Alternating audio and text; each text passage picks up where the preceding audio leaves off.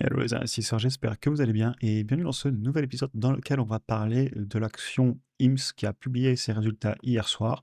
L'entreprise devrait ouvrir à la baisse en bourse de au moins 10%, voire même moins 15% selon le moment où on regarde.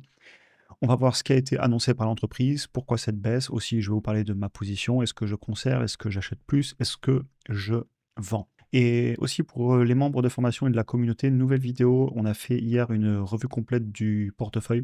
Je vous retrouve donc dans l'espace membre pour ceux qui ne l'ont pas encore vu. Et pour ceux qui souhaitent nous rejoindre, vous avez les liens en description, aussi bien pour le programme avec toute la formation et aussi la communauté sans engagement. Et bienvenue d'ailleurs à ceux qui nous ont rejoints récemment. Évidemment, quand il s'agit d'un cas concernant l'investissement, je vous partage mes chiffres, ma vision des choses, mais chacun prendra ses décisions avec son argent. Donc IMS, même si aujourd'hui elle va ouvrir à la baisse, c'est une entreprise qu'on a beaucoup acheté sur la chaîne. Quand je dis on a, que j'ai beaucoup acheté, mais d'ailleurs on en parlait en commentaire dans le scoop, vous êtes nombreux à avoir des grosses plus-values dessus, certains d'ailleurs ont pris leur gain, bravo à vous. Et justement, bah, je vous dirai si je prends mes gains ou pas en fin de vidéo. J'ai 420 actions en portefeuille, la position vaut un petit peu plus de 23 000 dollars, dont 19 000 dollars de gains latents. Ce qui vous donne déjà un petit peu une idée de est-ce que j'ai envie de vendre ou pas, notamment on pensera aux impôts, je me fais massacrer. Mais on va en reparler parce que le fait qu'elle corrige, c'est quand même à noter. L'action en bourse, j'entends. Et je travaille aussi pas mal dessus avec des options. Vous voyez que là, j'ai des contrats avec plus de 3 800 $ de primes, avec 4 prix d'exercice à 40 et 45 dollars et 2 contrats à 52 et 53. Pour l'instant, on est out of the money et on verra bien au moment de l'expiration, à savoir qu'évidemment, si j'ai vendu ces options de vente, c'est que c'est sur des niveaux qui m'intéresseraient à acheter. On notera aussi que c'est une action très volatile et je pense que le marché a toujours beaucoup de mal à la valoriser. Maintenant, rapidement, rappel de ce qu'ils font. C'est une entreprise de consultation médicale et aussi une pharmacie en ligne. Ils ne font pas de traitements lourds, ils ne font que des traitements de fond et du préventif. Pensez perte de poids, perte de cheveux, etc. etc. Ils font de la téléconsultation, bien évidemment, ce qui évite de se déplacer, éviter la pharmacie, des médicaments sur mesure, c'est important. Ils en parlent de plus en plus et j'aime beaucoup voir ça. Et on ne paie surtout que si on a un traitement. C'est-à-dire que la visite médicale, elle est inclue dans le prix des médicaments plus tard, et donc la consultation est gratuite, ce qui est très important, surtout par exemple dans des pays où c'est difficile d'aller voir un médecin et où aussi il faut payer en avance sans même savoir si on va être traité. C'est une entreprise qui a des très bonnes marges brutes intrinsèques, forte croissance de chiffre d'affaires, des revenus en grande partie récurrents, une marge nette positive. Et pour information, quand on l'achetait à l'époque, c'était une petite entreprise. Aujourd'hui, c'est quand même une entreprise de taille moyenne. Là, si on fait moins de 15% sur les 14 milliards de market cap, de capitalisation boursière, on sera peut-être autour de 11-12 milliards de capitalisation boursière. Et quel chemin parcouru depuis juin-septembre 2023. Au début, je voulais la payer 9 dollars, puis on avait mis à jour ensemble sur YouTube à 16 dollars, puis 21, puis 36, puis récemment encore à 52, et un petit peu moins si on enlève les médicaments pour la perte de poids, on en reparlera. Et c'est des chiffres que bien évidemment je vais mettre à jour dans le temps, sur les prochains trimestres. Aussi, on travaillera certainement dessus en session de travail. Ce que je retiens de l'appel et des résultats. D'abord les résultats. Bon, la croissance du chiffre d'affaires, elle est toujours là, même si eh bien, le deuxième trimestre 2025, il a baissé. Mais on a déjà les prévisions pour le prochain trimestre, vous voyez ici, qui sont de nouveau à la hausse. Pourquoi il a baissé? On va en reparler juste après. C'est très intéressant. Et je pense que c'est un des deux points qui fait que l'entreprise baisse en bourse. Et l'autre point qui a fait mal, c'est les flux de trésor qui sont passés en négatif, liés à beaucoup d'investissements, notamment dans l'automatisation, dans les infrastructures de pharmacie. Et ça devrait se normaliser sur le reste de l'année, comme il nous l'explique, et ils ont à peu près autant de cash que de dettes, mais ça on en reparle après. Le chiffre d'affaires, là, sur un an, on est à plus 73%, sur le net income, donc les bénéfices, à plus 220%, et sur l'EBITDA, on est à plus 106%. Cette entreprise a connu une croissance phénoménale, ça ralentira, il ne faut pas rêver, la croissance ne peut pas être énorme pour toujours. Cependant, du moment qu'on le prend en compte dans ses projections, dans ses chiffres, c'est pas forcément un problème. Personnellement, dans mes valorisations que je vous ai déjà montré dans d'autres vidéos, et d'ailleurs, dans cette vidéo, on ne va pas repasser tout de A à Z. Là, c'est vraiment les résultats. On parle des nouveaux résultats. Vous avez de nombreuses vidéos sur cette entreprise sur la chaîne. Mais ce que je veux vous dire, c'est que quand je fais mes projections, bien évidemment que je prends en compte que la croissance va fortement ralentir dans le futur. La marge nette à 8% est maintenue sur ce trimestre par rapport à celui d'avant où c'était déjà le cas. Et l'entreprise nous avait aussi confirmé qu'elle pensait faire 6,5 milliards de dollars de chiffre d'affaires en 2030, alors qu'actuellement, on devrait faire en fin d'année entre 2,3 et 2,4 d'après leurs prévisions. Maintenant, un petit peu tout ce qui a été dit. Déjà, s'il vous plaît, IMS, ils m'entendent pas la direction, mais c'est la conclusion en fait que j'ai envie de faire et ce qui est aussi discuté dans la conférence des signaux investisseurs, continuer à investir. Je me moque de la rentabilité court terme. D'ailleurs, je précise, je suis allé voir les documents financiers, on a à peu près autant de cash que de dettes. Cette entreprise, elle n'est pas parfaite, elle est jeune, quand on l'achetait à l'époque, la profitabilité, c'était pas ça du tout. Elle était beaucoup moins dérisquée qu'aujourd'hui. D'ailleurs, pour ça que c'était une plus petite capitalisation boursière. Et j'espère que ça va continuer dans ce sens. Et c'est le cas quand vous écoutez ce dont il parle. L'acquisition qu'on avait eue de Tribe avec les tests sanguins à distance, l'automatisation, les médicaments sur mesure, ils ont d'excellents résultats. Ils en parlent dans l'appel des signaux d'investisseurs. Ils s'attaquent à des nouveaux segments HRT, donc c'est Hormone Replacement Therapy. Donc pensez tout ce qui est complément de testostérone pour les hommes à partir d'un certain âge et pour les femmes aussi. Les alternatives aux médicaments de la perte de poids, entre les génériques qui vont tomber dans le domaine public et d'autres solutions aussi dont on parle après. Ils travaillent beaucoup, pas qu'avec les hommes avec le HRT, mais aussi avec les femmes sur d'autres problèmes qu'on va pouvoir notamment tester avec les tests sanguins. Enfin bref, cette entreprise continue d'innover et j'aime beaucoup voir ça. Pour le chiffre d'affaires par rapport au deuxième trimestre qui est en baisse, qui certainement participe beaucoup au fait que l'action va ouvrir à la baisse en bourse. On ne dit pas merci à nouveau pour le chiffre d'affaires. Et imaginez, vous êtes en train de vendre une solution pour la perte de poids et d'un coup, votre partenaire, il vous dit on arrête tout. Le temps de tout remettre en place, les canaux de distribution, proposer un autre médicament, les personnes qui vont pas acter le chiffre d'affaires, parce que finalement, la solution qu'on leur avait proposée, eh bien, elle est plus disponible, et en plus, on a payé le marketing, etc.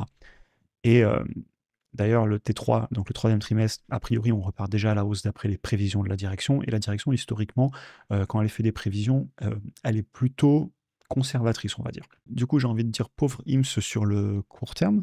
Par contre, sur le long terme, ils répondent à la demande client et ils sont agiles. Et à l'inverse, il a Lilly, Novo, etc., tous les grands Goliaths contre le petit David, je vous avais déjà fait cette analogie dans une autre vidéo, c'est eux qui ont les canaux de distribution. C'est eux qui voient les patients. Et on en reparle après en conclusion sur les assurances ou pas. Le secteur du médical, il y a peut-être des choses à remettre en question, on va dire.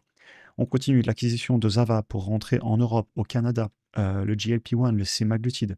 Ils vont pas les rater, Novo. Pour quelques centaines de dollars de ne pas avoir renouvelé le brevet, ils vont y aller avec le semaglutide.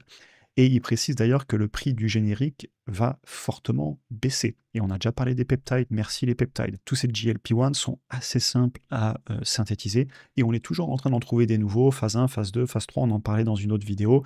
Il y en a qui sont déjà en phase 3, donc ça va très vite dans ce secteur.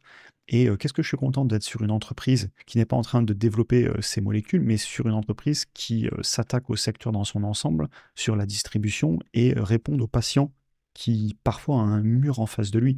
Et d'ailleurs, j'ai jamais trop été dans les pharma parce que je comprends pas, parce que trouver de nouveaux médicaments, etc., c'est pas quelque chose que je maîtrise et je trouve qu'il y a beaucoup de risques intrinsèques. Et j'ai toujours aimé cette entreprise parce que, en fait, ils sont en dessous. Eux, ils vont aller répondre à la demande client, peu importe quelle soit la solution, ils cherchent pas la solution. Eux, ils cherchent à répondre à la demande client. Et ça faisait longtemps que je cherchais à m'exposer au secteur de la santé et qu'on a commencé à s'intéresser à ce business model. J'ai vu beaucoup de choses qui me plaisaient.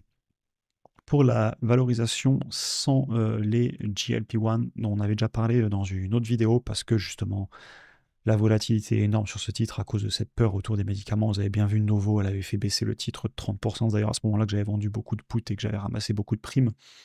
Au final, on en parlait ce matin dans le school, et voilà un petit peu la réponse que je faisais. D'ailleurs, merci pour le commentaire à la personne qui l'a fait, parce que c'est très intéressant, et bravo aussi à ta plus-value du coup, et d'ailleurs, vous êtes nombreux à avoir des plus-values dessus, bravo à vous. Si on souhaite retirer la volatilité de ces médicaments pour la perte de poids et de plus en parler du tout, ce qui n'est pas mon cas, moi je suis persuadé qu'ils vont continuer à répondre à minima en partie à cette demande. Déjà, game over pour Novo au Canada avec le semaglutide. C'est dommage pour le brevet. Et eh bien, eux, ils prévoient qu'ils vont quand même faire 750 millions de dollars sur la perte de poids en 2025. Donc même si j'enlève totalement de la valorisation, certes, je la paye moins cher, mais pour moi, ce ne sera pas le cas. Par contre, un point que je tiens à noter, ça pèse de plus en plus dans leur chiffre d'affaires et sur le long terme, je pense que ça pèsera toujours évidemment parce qu'il y a une vraie demande. Ce sera un mix aussi de génériques avec les compounded aussi, de solutions orale à avaler et aussi peut-être une solution en partie, peut-être avec Eli Lilly, s'il y a un partenariat de vendre aussi des produits avec de la marque. On verra. Et puis il ne faut pas oublier qu'il y en a certains qui vont tomber dans le domaine public, certes un peu moins efficaces, mais bon, s'ils sont beaucoup moins chers, ça se débat. Et aussi pareil, le monde des peptides, il y a une innovation énorme. Et puis ils iront chercher d'autres produits, d'autres solutions, hein, comme je vous disais, le HRT, donc Hormone Replacement Therapy avec la testostérone, aussi sur le segment HERS avec les solutions pas que pour les hommes, mais aussi pour les femmes, etc. Je suis pas inquiet pour cette entreprise, je pense que le potentiel de choses à traiter est assez vaste et il y en a tellement à mon avis qui vont les attaquer les uns après les autres et ils vont pas répondre à toute la demande de suite tellement la demande est forte. Mais je pense qu'ils continueront à diversifier, etc., etc. J'invite évidemment à écouter la conférence destinée aux investisseurs ou même de lire le transcript ou de le traduire en français, ce qu'il a en anglais. Il y a énormément d'infos, c'est dur de tout résumer dans une vidéo. Mais voilà un petit peu ce que je retiens. Je fais quoi de ma position maintenant? Ça nous amène à la conclusion. Je ne vends pas. Première raison, c'est les impôts. Deuxième raison, c'est parce que je pense que la hausse n'est vraiment pas finie sur le long terme. Sur le court terme, le titre, je l'achète pas en ce moment. Il est quand même assez valorisé, à mon avis. Mais je vais rester rationnel. J'ai aucune raison de vendre. Elle n'est pas complètement survalorisée. Et il y a tellement à disrupter dans le secteur du médical. Je ne veux pas sous-estimer IMSS. Et j'ai même envie d'en racheter si ça venait à baisser fort. Là, à l'ouverture à 55 $, non. Par contre, vous voyez, je vends des puts. Et si vous rajoutez les primes, ça nous la ramène largement sous les 50. Et dans ce cas-là, clairement, pourquoi pas m'y intéresser. Le titre peut bien corriger sur le court terme, c'est pas un problème pour moi, bien au contraire. Et au pire, tant pis pour le prix de revient unitaire de 8 $ et quelques. D'ailleurs, il a augmenté, ça c'est marrant parce que pendant longtemps, il était sous les 8 $, à 7 $ et des poussières. Et bah, j'ai continué à acheter la hausse. Et tant pis pour le prix de revient unitaire, et c'est ce que je vous dis en bas, je continue à travailler avec les options. Si je me fais assigner, et ben franchement, pourquoi pas. Et tant pis pour le prix de revient unitaire. La taille de la position, elle est beaucoup plus importante pour l'ego.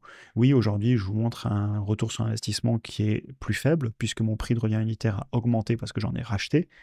Et alors, moi, je veux que la position, elle soit plus grosse. Si j'y crois dans l'entreprise, tant pis pour les pourcentages. C'est l'ego qui parle, et c'est pas ce qui m'importe le plus. Je vais surtout pas sous-estimer IMSS du coup, surtout que, et je conclurai là-dessus, ils n'utilisent pas les assurances. Et pourtant, la croissance est là, l'adoption est là, la demande est là. Je pense que le secteur du médical et beaucoup d'entreprises dans le secteur du médical ont des questions à se poser. Et on finira la vidéo là-dessus. J'espère qu'elle vous aura intéressé en tout cas. Pour ceux qui veulent nous rejoindre, comme je vous le disais, aussi bien dans le school et on échange énormément. D'ailleurs, pour ceux qui sont dans le school, je vois que j'ai pas mal de commentaires en retard. Et comme je vous le disais dans la vidéo de la revue de portefeuille, et il faut que je m'occupe de ça cet après-midi, on va certainement se faire un premier live dans le school mercredi soir, demain soir, je l'espère, si tout fonctionne techniquement. Donc voilà, pour ceux qui sont dans le programme et qui ont accès à la communauté du coup, et tous ceux qui sont juste dans la communauté sans engagement, vous serez informés comme ça, et évidemment, je ferai un post aussi pour vous tenir au courant. Et pour ceux qui souhaitent nous rejoindre, vous avez les liens en description. Je vous souhaite une excellente journée, j'espère que la vidéo vous aura intéressé. Bravo à tous ceux qui sont sur cette entreprise depuis pas mal de temps, qui ont des plus-values, etc. D'ailleurs, je tenais à le dire, certes, on l'a découverte ensemble, mais au final, c'est vous qui avez fait vos analyses, c'est vous qui avez appuyé sur le bouton acheter, et c'est votre plus-value. Donc je tenais à le dire, bravo à vous. Personnellement, je ne vends pas, je conserve et je continue à travailler sur le titre.